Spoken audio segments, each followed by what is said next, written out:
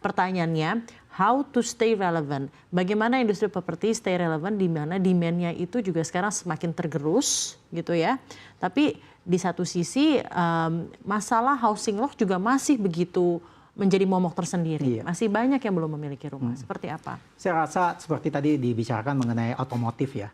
Otomotif properti adalah durable goods. Dan kita tahu ketika pelemahan daya beli yang terjadi saat ini ya, durable goods ini kadang-kadang agak dihindari karena komitmennya tinggi ya. Nah, kita udah lihat juga di pasar otomotif, demikian juga di pasar properti. Namun satu hal yang saya tadi katakan, banyak generation Y ya, millennials, generation C yang harus tetap di-educate mengenai pentingnya investasi di properti. Banyak orang selalu merasa properti itu alat investasi. Benar, kalau Anda sudah punya properti, satu properti di mana Anda tinggal, properti berikutnya adalah alat investasi.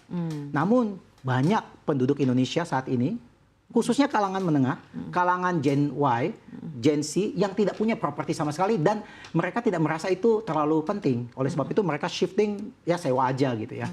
Pertanyaannya apakah sewa itu menyelesaikan masalah mereka? Saat ini yes.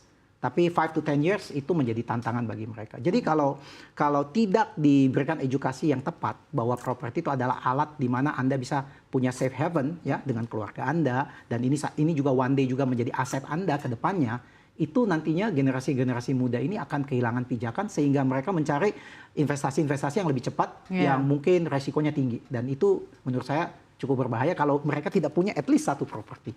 Oleh sebab itu saya merasa bahwa baik pemerintah, perbankan maupun developer juga harus mikirin nih. Ini PR sama-sama. Gimana caranya generasi muda ini bisa lebih mudah lagi gitu ya memiliki properti melalui financing, mungkin bentuk-bentuk penyaluran KPR yang lebih mudah digapai, lalu juga ketersediaan lahan, ketersediaan properti yang memang tidak perlu commuting terlalu jauh, transit oriented development dan lain-lainnya ya Pak ya memang harus baik gitu ya. Saya bisa jawab itu dengan beberapa ide ya. Untuk contoh for government. I think government get so many noise right now. Apa yang harus dilakukan? Kadang-kadang kalau government akan berpikir, kalau kita akan mengambil tindakan ini, akankah ini berubah? Yang mereka paling tidak suka adalah kalau saya sudah ngubah ini ternyata nggak ada apa-apanya gitu. Ya, tapi itu harus mereka test case sendiri. Ambil contoh banyak sekali masukan-masukan ya. Mungkin bukan sekarang, dari 1-2 tahun yang lalu ya, minta pembebasan dan diskon PPN dan pemerintah sudah mengambil sikap untuk membantu. Makanya ada yang namanya PPN DTP, PPN yang ditanggung pemerintah dan itu berjalan mulai pada saat COVID even up until today. Ya, walaupun di bulan Juli sampai Desember ini pemerintah sudah menurunkan pembebasan itu diskonnya hanya 50%. January to June 100%. Ya, pihak-pihak REI maupun Kadin kita di bagian properti pengen dorong pemerintah untuk coba continue dong program ini karena saat ini nih sebenarnya properti masih bisa lari 2 tahun terakhir ini karena PPN DTP. Kalau nggak ada PPN DTP, saya sangat yakin sangat sulit sekali untuk developer untuk bisa menjual satu properti dengan harga yang menarik bagi customer-customer yang berada pada saat ini. Nah, itu yang pertama. Yang kedua adalah pembebasan diskon PPN itu kalau mau diarahkan dengan tepat, kalau bisa diarahkan kepada mereka yang pertama kali beli properti. Not everyone can get this facility. Ya. Anak-anak umur 20, 21, mungkin dia belum married, dia butuh properti gitu ya. Kita dorong mereka untuk ambil properti. Karena saya percaya begitu seseorang, anak muda sudah mulai mencicil properti, dia hidupnya pasti lebih serius. Karena setiap bulan dia harus bayar ya KPR, ya bunga KPR dan segalanya. Itu penting. Lumayan sistemik ya Pak, penyebab mengapa tren kepemilikan dari properti ini semakin menurun. Sistemik ya Pak, jadi maksudnya daya beli masyarakat juga sedang melemah. Di satu sisi ya beberapa regulasi yang justru malah ada realokasi, akhirnya tidak secara langsung efisien atau efektif menimbulkan daya beli masyarakat.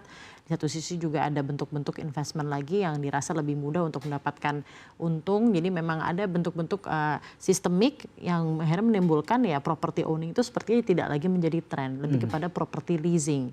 Ditambah lagi bentuk-bentuk investasi pasar keuangan seperti tadi ekuitas, ETF dan lain-lainnya itu yang rasa-rasanya lebih dynamic dibandingkan real estate. Itu sepertinya juga jadi salah satu alasan ya mengapa. Plus generasi yang shifting tadi, generasi yang makin lama makin bertumbuh, Gen Y, Gen Z yang merasa there is another option for investment. Bagaimana IRE menghadapi hal ini, melihat seluruh tren ini? Bagaimana dampaknya terhadap bisnis Anda, strategi ke depannya, dan juga mungkin target kinerja di 2025 ini Pak, kira-kira seperti Yang pertama strategi ya, karena kita sudah tahu bahwa tadi Gen Y jumlahnya sangat besar.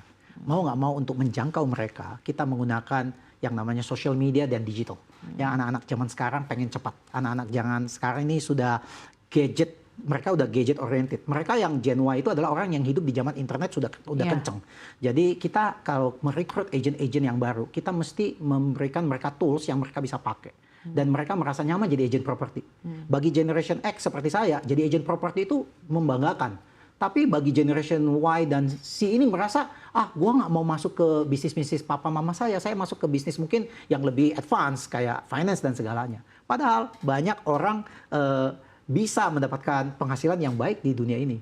Yang ambil contoh tadi pagi saya menarik sekali. Di Amerika membuat laporan bahwa kenapa orang-orang yang di sekolah computer science saat ini susah cari kerjaan. Karena di Amerika mengatakan bahwa ketika AI datang, AI itu membunuh orang-orang yang menguasai coding. Karena AI bisa mengambil pekerjaan coder. Ya. Amerika sekarang membutuhkan electrician, plumber. Orang-orang yang pekerjaan yang very traditional dan gaji mereka gede sekali sekarang per jamnya. Karena Amerika kekurangan orang seperti begitu. Jadi kita juga harus sadar dengan kemajuan teknologi ini, sektor-sektor apa yang memang ternyata kembali lagi ke sektor konvensional begitu ya, yang kadang-kadang ada sektor konvensional. Jadi di Amerika yang sekarang lagi naik adalah mereka-mereka yang mampu membuat apps yang mengconnecting electrician, plumber kepada customer. Jadi high tech juga, tapi dibungkus dengan sebenarnya pekerjaan-pekerjaan rutin yang tidak bisa diganti sama komputer. Terus IRA kira-kira strateginya seperti apa Pak? Satu, kita sudah mengembangkan dari 2 tahun yang lalu social yang namanya IRA ya? Mobile. IRA Mobile adalah kita punya agent 4.800 orang. Satu hal yang saya selalu menjadi challenge bagi agent-agent adalah kalau semua agent memasukkan data ke dalam satu sistem, bagaimana caranya agent lain tahu bahwa data itu fresh, data itu masuk secepatnya begitu. Karena bagi saya, karena kalau Anda lihat banyak sekali apps, data itu masuk, data itu menjadi data di dalam, tapi mungkin tidak memberitahukan kepada si A bahwa data itu bagus loh di dalam. Sama aja ketika Anda main e-commerce, Anda mau beli satu barang. Pertanyaannya Anda selalu nanya, kalau barangnya sama, harga paling murah di mana sih? Kita pengen banget kan, nggak mau beli barang yang sama, atau ada yang lebih murah. Jadi properti juga sama. Bagaimana caranya memberitahukan agent-agent properti di dalam satu komunitas besar bahwa ada barang, ada listing properti yang menurut saya Anda tertarik karena Anda fokus di daerah situ dan listing itu baru masuk. Sehingga Anda bisa inform kepada pembeli-pembeli Anda. Nah, kami mengembangkan yang namanya notification. Artinya kalau satu agent, dia sudah bilang, saya fokus di Tangerang, saya fokus di Jakarta Barat. Jadi any agent who put listing into that area, dia dapat notification right away. Ada listing baru masuk. Kemudian yang kedua, kalau harga properti itu turun, artinya kadang-kadang pemilik properti sudah taruh 1 bulan, dia ngelihat market belum gigit gitu ya, dia nurunin harga gitu. Nah, itu angka penurunan harus disampaikan secepatnya kepada agent-agent yang lain, supaya mereka aktif nyari pembeli. Dengan